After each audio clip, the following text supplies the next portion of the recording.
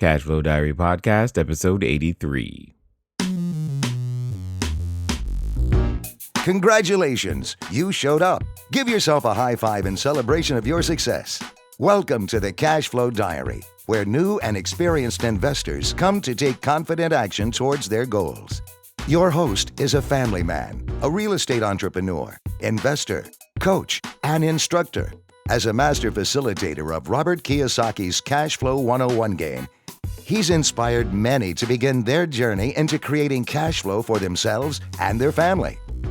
And now, here he is to offer you the tools required to earn the income desired. Your cash flow coach, Jay Massey. All right, and welcome to another episode of the Cashflow Diary Podcast. I am your host, Jay Massey. Glad to be here today. Hopefully you are as well, because I've got guests from all over the world. It's been fun traveling around the world, learning about new tools. Many of you know, if you've been following me, we've started moving a lot of information online, building databases, learning how to do this thing and create even more streams of cash flow. And hopefully you're doing the same thing, because that's the whole point.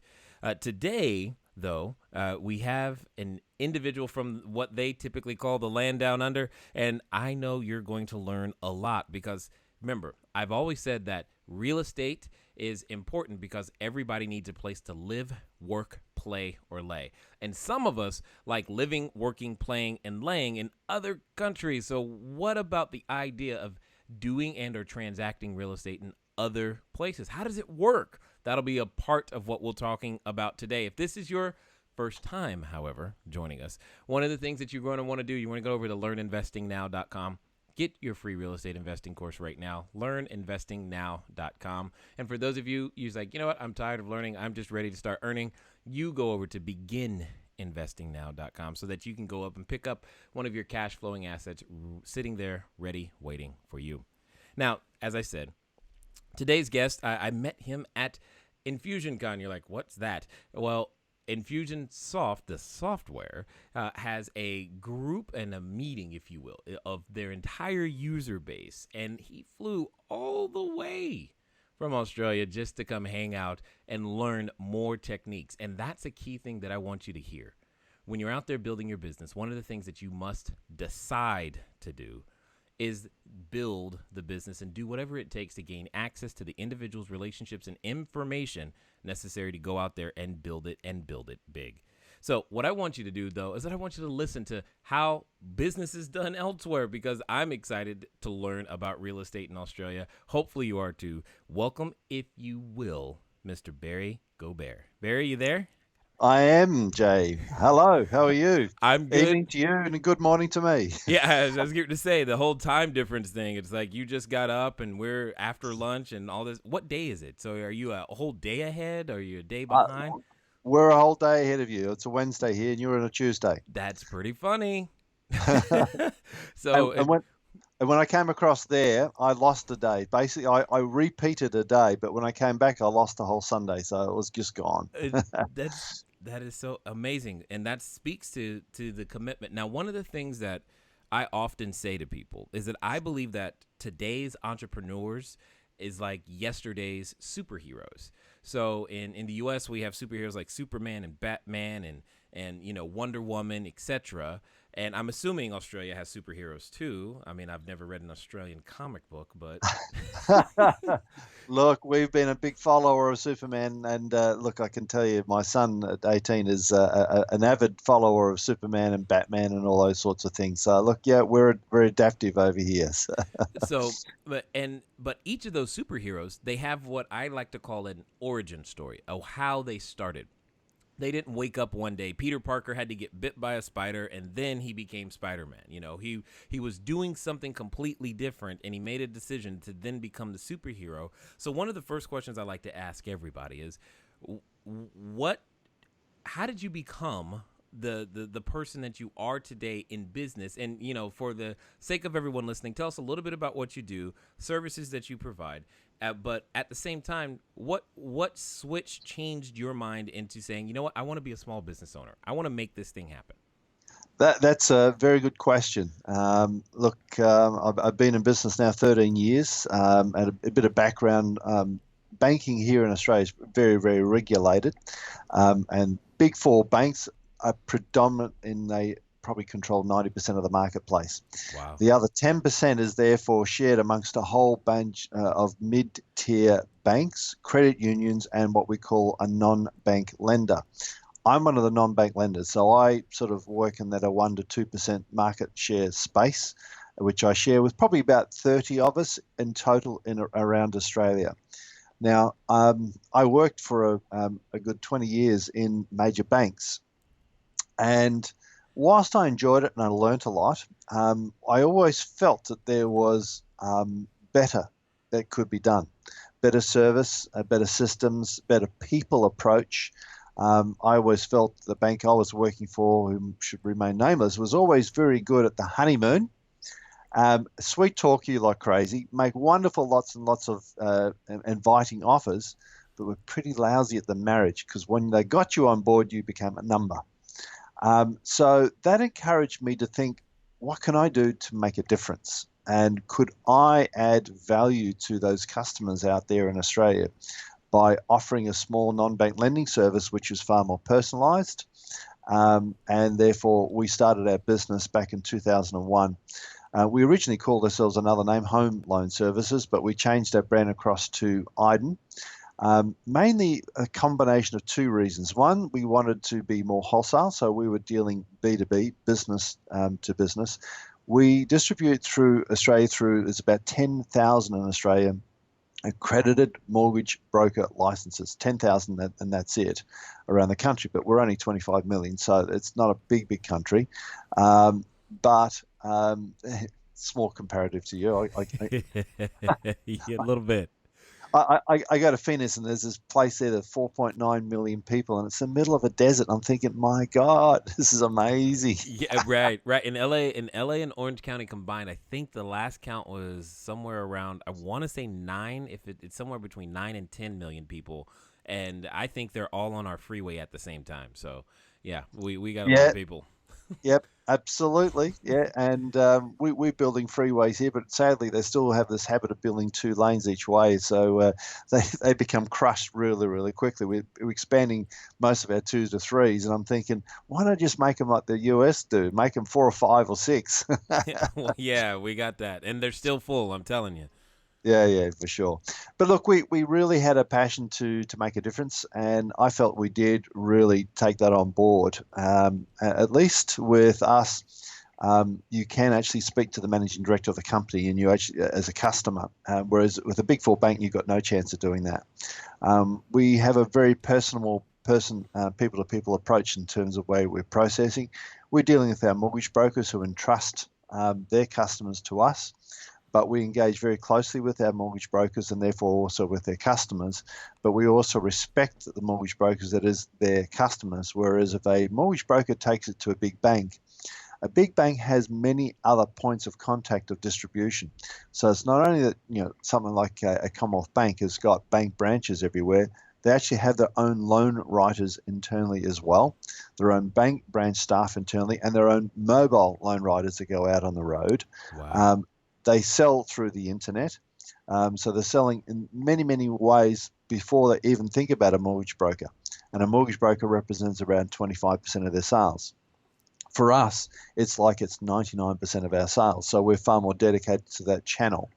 But notwithstanding, we have to swim upstream because the big flood of money is coming downstream from the big four banks. And sometimes they all make credit decisions that we just look aghast at, but they can do that.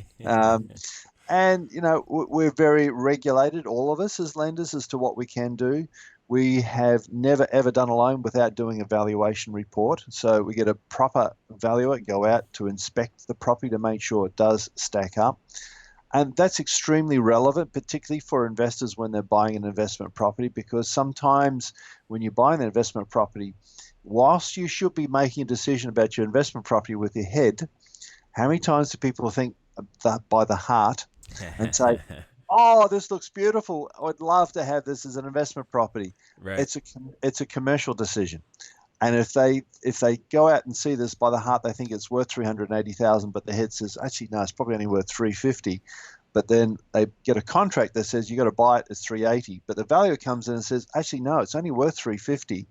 We can save the investor money because we then tell them, well, look, it is only 350. If you really want to spend an extra 30 grand, that's fine, but we can only lend you against the 350 purchase price. So we're protecting the investor by educating them by saying this is a proper written sworn valuation. That doesn't mean to say the valuers don't get it wrong from time to time, and we do have argy-bargy on occasions when we see potential errors. We will enlighten the valuers, but valuers are by their nature a little bit conservative, but I actually take that as a positive thing because in all honesty, you do want to buy at the right price. That's where you lock in a good value investment from the day you purchase. The other thing you have to live with in Australia, we have massive stamp duty imposts on acquisitions.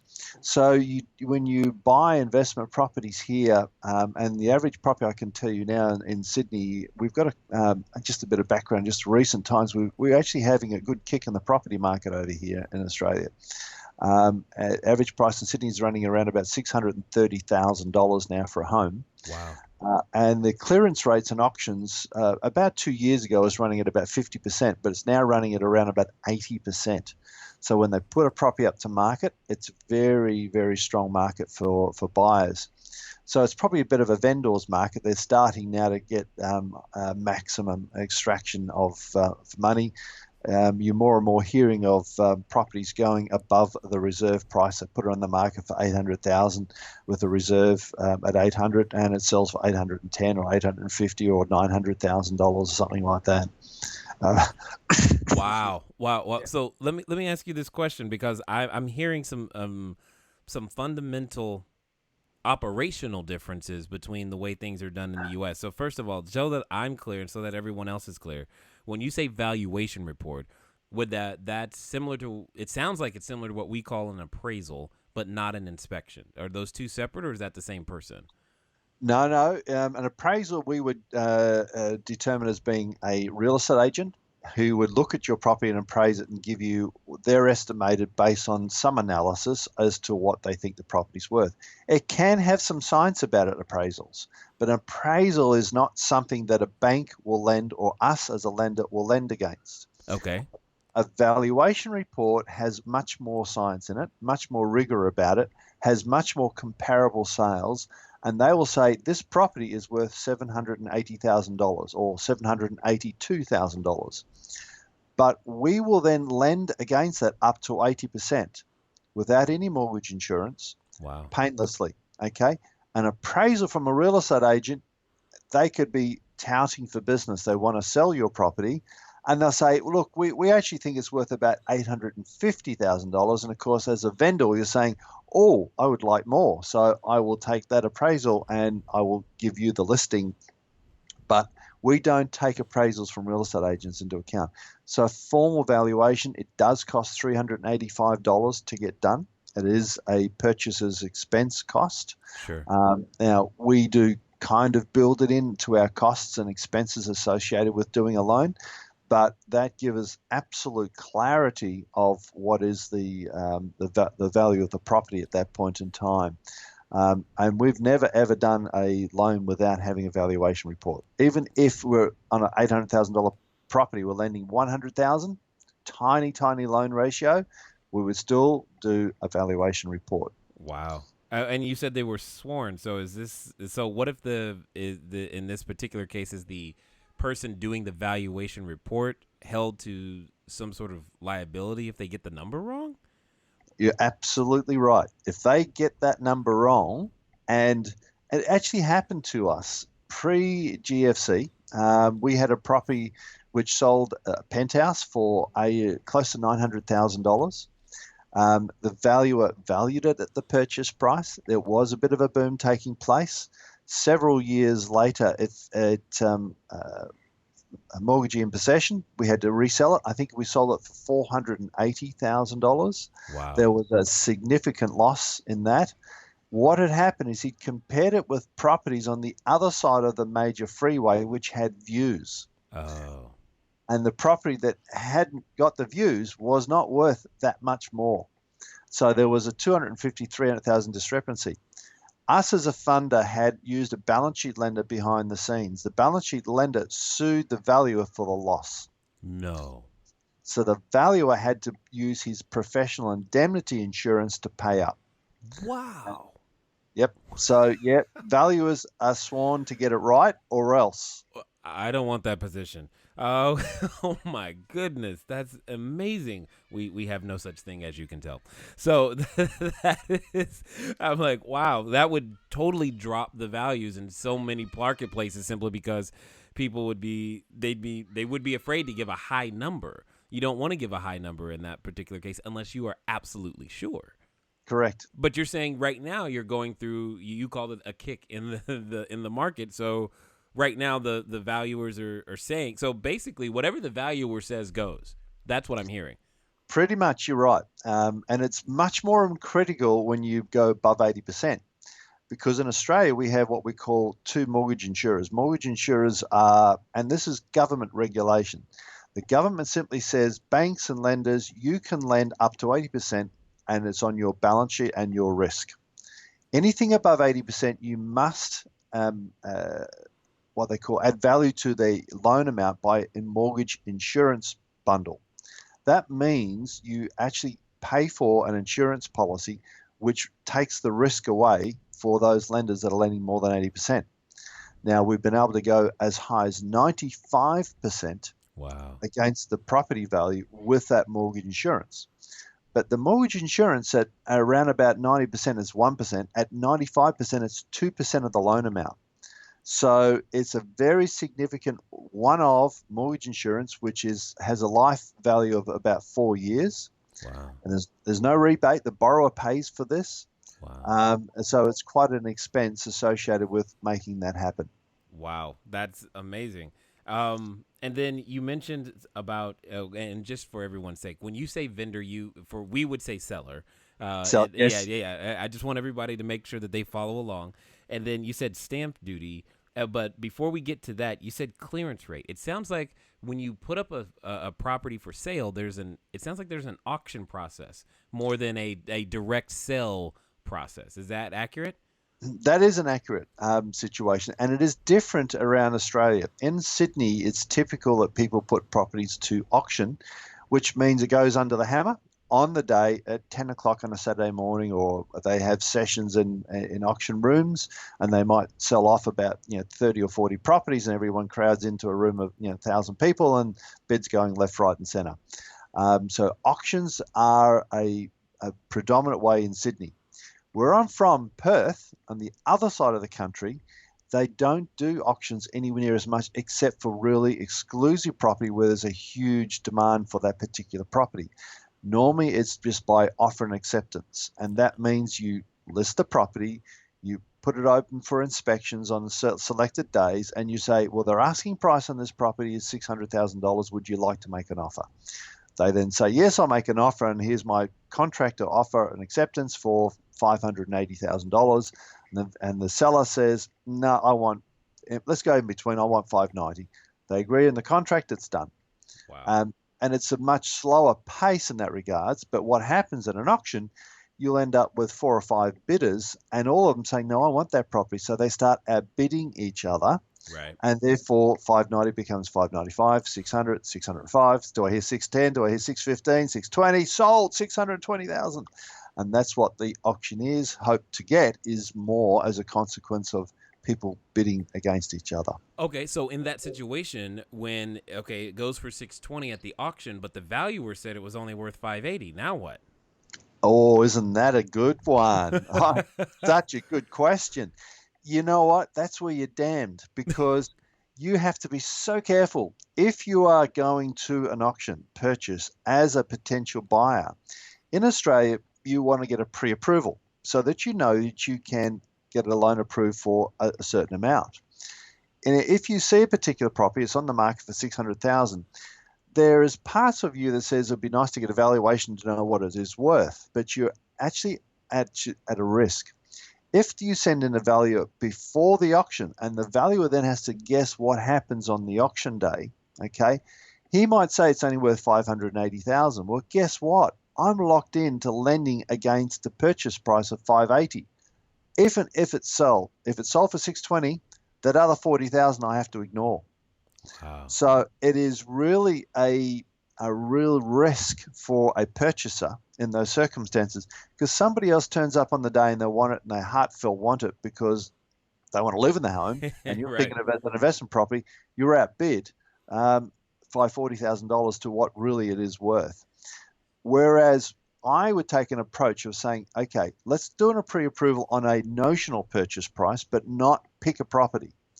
Let's say you're going to buy purchase something for 600,000. Do you have the deposit? Do you have the costs, expenses to complete the transaction? We'll give you a pre-approval for 550 as a loan amount. Then let's find the property. Then they know that they can borrow 550 against 600. And then those circumstances, I might have said, I'm lending you, say 90%, which would be 540. I'm lending you 90%. And I think at 540, I might be able to lend you another $10,000 or $20,000. If they then purchase it at auction at 620, I can potentially then say, I'll send the value in after it. Guess what typically happens then? The value will, after the event, say, oh, okay, it sold at auction, free market conditions, open arms, no, brother to sister sale taking place here. It was open market. Yes, it's worth 620. I will value it at 620. Got it.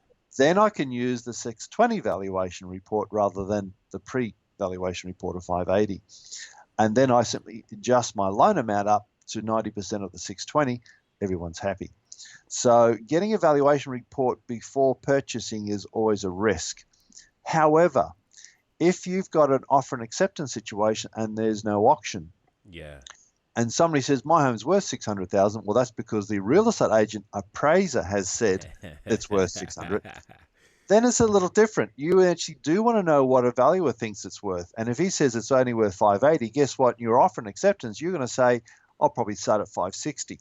Right. Try to get the 600 down to in between. If he comes down to 590, I might go to 570. I'm thinking of capping my offer at 580. Okay. Now, hopefully, as you're listening to this, you're realizing a couple of things. Just because real estate is on the other side of the planet, it still works very similarly to how it does in your own backyard. That's one of the things that I want to drive home with a number of points made throughout this particular episode is just understand the systems work all across the planet. So learning this skill is very valuable, no matter where you live, so long as you live near people, that is. So one of the things I wanted to make sure that everyone was aware of as we go through the updates is that this weekend, for those of you who have purchased the book or purchased any particular product from us, you are going to be receiving a special invite. We're doing what we're calling a VIP day. So for all of you, what we're doing is we're going to spend 4 hours, or I'm going to spend 4 hours with you live this weekend on Saturday. And what I'm going to do is I'm going to give you every lead generation technique I know, all of them done in 4 hours. You're going to get every lead generation technique I know. Now, some of the things to understand is if you know and remember how we got started in business, I didn't start with a huge ad budget. So if your ad budget is zero, this is definitely something you would want to make sure that you are at. And again, it's only going to be for those of you who have already purchased the ebook or something from the company. And we're just going to do our best to help you take the next step and come up with a way to generate. And here's the promise, so that you generate more leads than you have time to actually deal with. And there's a reason I say more leads than you have time to deal with, because it'll force you to develop bigger, better systems on how to follow up, etc., which begins to grow the business. So that's what we're going to be doing this weekend. If you haven't or don't receive an email and you've definitely purchased something from us, please make sure that you send an email to us so that way we know. However, an easy way to fix that, to make sure you're like, hey, I want to be a part of this, feel free to just go get the audiobook or sorry, you can pre-order the audiobook. I was going to say go get the ebook or go get the physical copy of the book, and boom, now you'll be there, or participate in some of the courses, either the wholesaling and soon we'll have the raising private capital, and you guys will be out there being able to do that as well. If you're looking for a link to do that, that's cashflowdiary.com/book, BOOK. Or you can send a text message with the keyword to book, BOOK, to 949-682-3565. Don't want to take up too much more of your time. Let's get back to the interview. Right, right. Wow, that's awesome. I like the fact that it's auction, because in that auction situation, if you're the vendor, you got a shot at something that's amazing. Oh, heck yeah. Yeah, I kind of like that situation, because you could go out there and make it really, really pretty. Now, is that the same for commercial property as well? So commercial property goes through that same process? They do. Commercial has there's an awful lot of commercial through auction sales. Where you don't see them in auction sales, you typically see it's a commercial property that's empty. And an empty commercial property is a little bit harder to sell because you don't have cash flow from the property. And the cash flow from a long-term lease, 3 or 4 or 5 year lease, or a long-term that's a 5 by 5 by 5 even, really adds incredible value to the commercial property. If it's empty, it is then up to the purchaser to go and find a tenant, because you need that cash flow. Right. But as a consequence, it doesn't have as much attraction in the marketplace.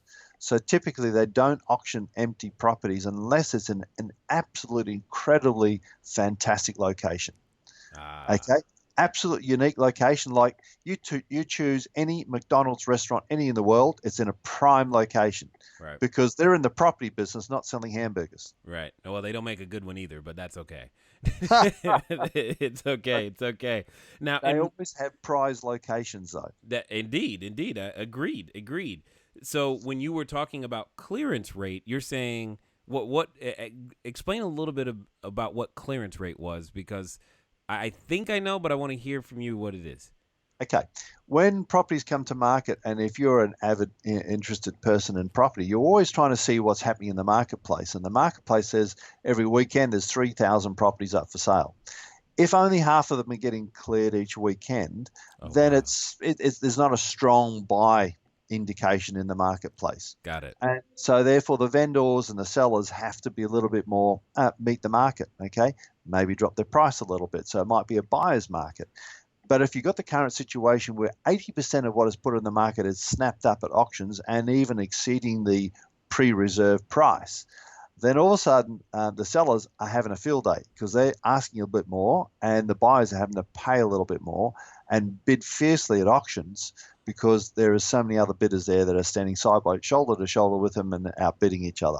Wow. So you get the bidding wars. Now, really, as an investor, you have to be just a little bit more secure in yourself to make sure that if you think it's only worth $580, don't go out there and buy it at $620, because someone else is prepared to pay an extra $40,000. The reality is you've got to make a commercial decision here for what is the right price for your acquisition for yourself.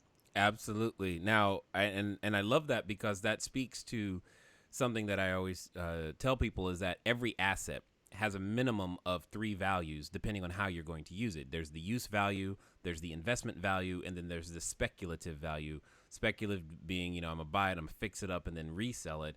The Yes. use value being, I'm going to live there, so I'll pay a certain price. And then the investment value, I'll pay a certain price, but relative to the rent. So that brings up the killer question, at least in my world, is are rents keeping up with this pricing, or is that completely, out of ratio as well?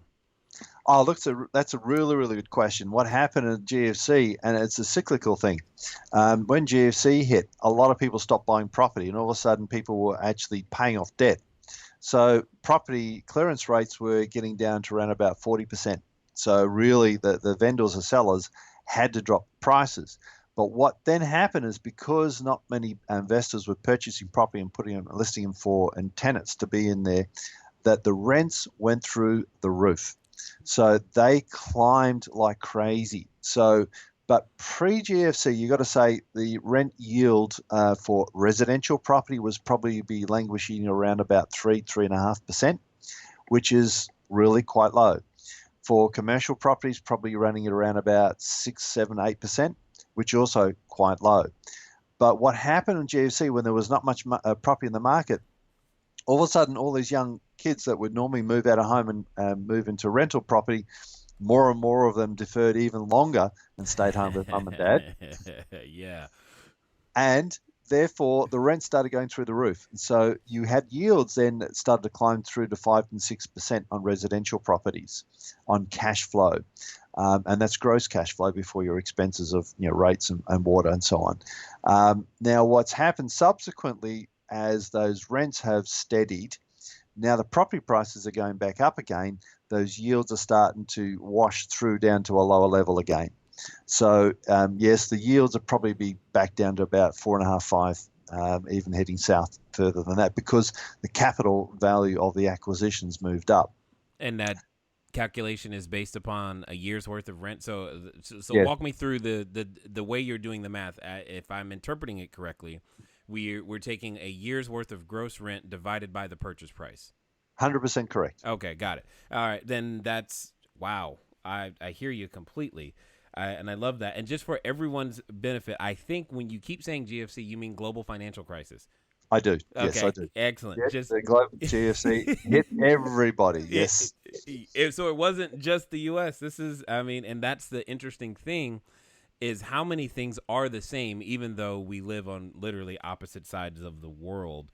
I definitely, I love that. I love how much of this just translates. Now, when you say stamp duty, I'm assuming that's the same thing as like a transfer tax of some kind when you purchase. Oh, yes. Oh, yes. Don't we love our taxes? Not.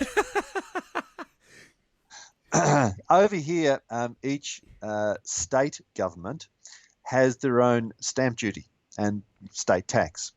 And for the benefit of putting your name on the title, the government will charge you a stamp duty tax. And it is quite significant. On $1 million property, you are talking close to $80,000. It is really, really quite expensive. So it's an extortionate cost. Oh my gosh. And you have no appreciation. You guys have got it lucky. You can flip properties painlessly. Over here, when you purchase a property, even a $500,000 property, you're talking about 30 grand. Wow. So it is now. What they have been doing here more recently for up to $500,000 for brand new first home buyers, the state governments have been saying we will waive that for you. So that is a significant saving for first home buyers getting into their very first home. Wow. As an incentive to get people into the marketplace. But otherwise, if you're an investor, you are going to be, it's okay, you can write it off. The tax rules here are quite different to the US.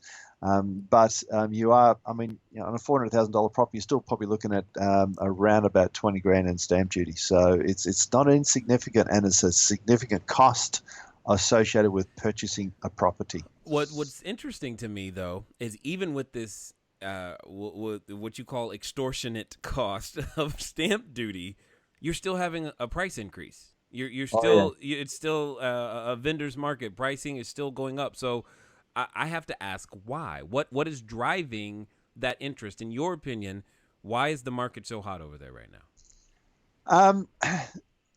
Look, one of the things that have been distinctively different between Australia and the US is the supply of new housing. The Sydney Basin has an interesting characteristics that we're surrounded by the Blue Mountains, and we have a long, wide strip, you might say LA-like, that goes up and down the coast, but it's bounded by mountains to the west, and it wraps around to our south. So it kind of creates this basin. And heading north, there's a big waterway, so that breaks it as well. So it's sort of restrictive. And we don't have rapid transport. So it is a situation where, as you're on the fringe, it can take you an hour and a half to drive to CBD because of the nature of traffic, and transport opportunities is limited. Even by train, a fast train, as we call it, it's not super fast, but it still gets you there reasonably fast with less stops, takes you an hour. So what has happened over the last probably 6 or 7 years, population growth through birth and through immigration has grown and swelled, all the capital cities, and Australia has typically been the same in this regards. But there has not been a supply of new housing, apartments or individual houses, to meet that demand from immigration and natural birth and growth. So what we've had is a notional undersupply of housing construction in Australia. And they have counted this in the thousands, and sometimes it's been like 20,000 home building construction undersupply per year. Wow. Now, that has been our situation versus where you're in the US have had an oversupply, more houses than there's been demand for. So, therefore, you've had a lot of vacancy as a consequence. We don't have as much vacancy in Australia. There's not too many empty homes floating around because they've pretty much have filled up. And you have many, many people now doing joint venture acquisitions where you might buy a 4-bedroom house on a 50-50 basis. So you've got 2 bedrooms each if you like. But not enough construction took place. So as a consequence, there is a bit of a pent-up demand for housing here in Australia. That has meant that the market has been grabbing what there is. That's one aspect. The other aspect is in places like Sydney, where inner city or inner areas are already built up. So they're either going to have to knock down, rebuild to do apartments, and there's a little bit of that taking place, or people say, to heck with commuting an hour and a half. I'd rather live in a city closer to where I work, and therefore there's demand for closer in living areas. So you do have no different to anywhere when you have a 10-kilometre radius. You say if you are working in the CBD, 10-kilometre zone is more valuable than a 20-kilometre zone. So it is then the district distance away from the CBD. And there's so many more services within those areas. You have regional sort of CBDs almost, if you like, where there's many, many, many services, shopping centres, and availability of services like medicals and hospitals. People will live closer to that, universities and the like. When you get it further out, land gets cheaper, but the cost of developing blocks of land has been made quite onerous for developers through state government taxes and charges, etc. There's that again.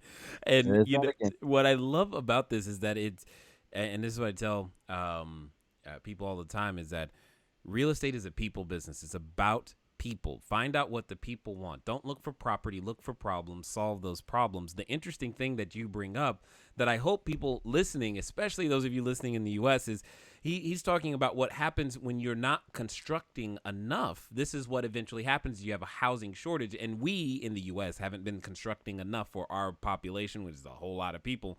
At this moment, yes, in some jurisdictions, we have vacancy issues. Others, we have the issue where it's being taken off the market very, very fast, but we're still not constructing. There's not enough new construction going on to keep up with the consumption and absorption ratios across many different marketplaces. So we're headed for a situation similar to what you're experiencing, which is, I find, very, very interesting to hear. On the other hand, you said CBD, and for everybody, CBD means Central Business District. Excellent. That way we can all be on the same page, which is, for all intents and purposes, what I'm gathering would be what we call downtown. Correct. Yeah. Downtown. So, and of course, you want to live where you want to live near to where you work. You don't want to spend 12 hours on the freeway. And I'm just kind of curious, if they're collecting so much money from the stamp duty, they should be able to have 3 and 4 lane highways. You are so right,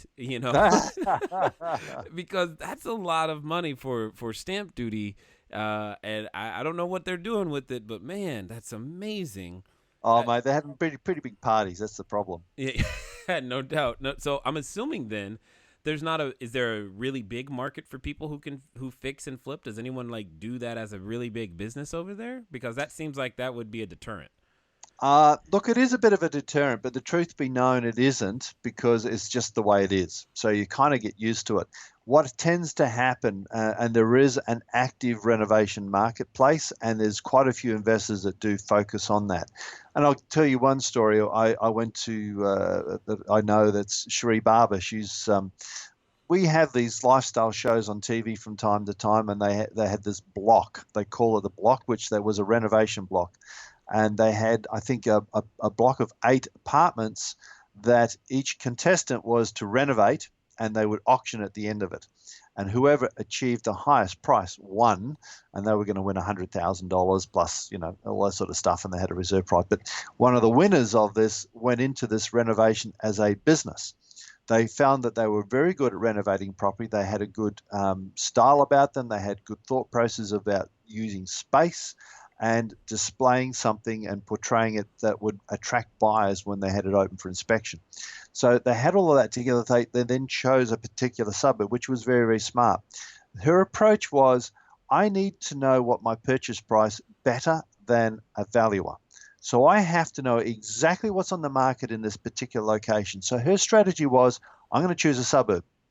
And I'll choose my suburb firstly on a basis that there is a lot of turnover, there's opportunity for renovations, and I will become an expert in a small confined area rather than trying to find 10 suburbs and learn about all of them. This is a suburb I know that has demand and pent up demand. She then said, okay, I know I can do a renovation, and there's either cosmetic or a structural renovation. Cosmetic was she's not going to change any of the walls. She didn't need any council approval.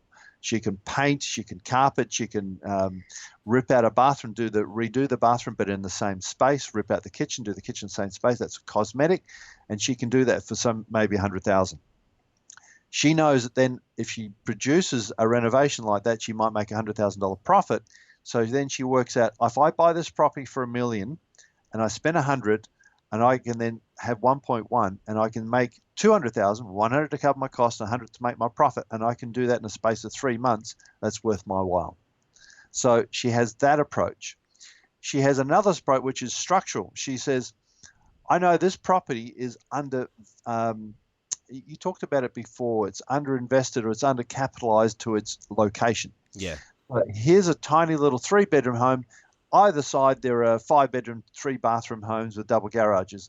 I want that tiny little 3-bedroom home, the worst house in the street. Right. I'm going to fully renovate it, but this time I'm going to do a structural renovation, and I have to go time 2-3 months to get a council approval. I'm going to knock down the back wall. I'm going to extend it out 5-6 meters, 20 feet in your language, add on extra bedrooms, extra bathrooms. But I'm going to spend maybe $300,000 to $400,000 this time. But this time I know the property that I'm buying is comparable to the loans properties on either side that are worth $2 million. If I can buy this property for $1 million and spend $400,000 renovating it, doing a structural renovation, and sell it for $2 million, I'll make good profit. So she looks for the $1 million gems to do the flipping, as you call it. Wow. Because she will do, and her approach is she only does 3 a year. Yeah. She looks for 3 a year. She goes to every single home open for inspection in that suburb every single time. She knows, and she tries to buy before it gets listed in the real estate agency magazines or online. Right. She will make an offer. She will be in close contact with the real estate agents who say, I'm about to list this property. Hey, I want to see it. Right.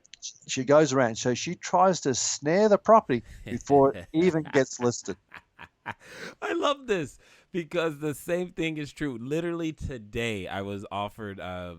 There's a group of apartment buildings, about 600-700 units that They contacted me and said, "Look, we want to let you know before they go to market.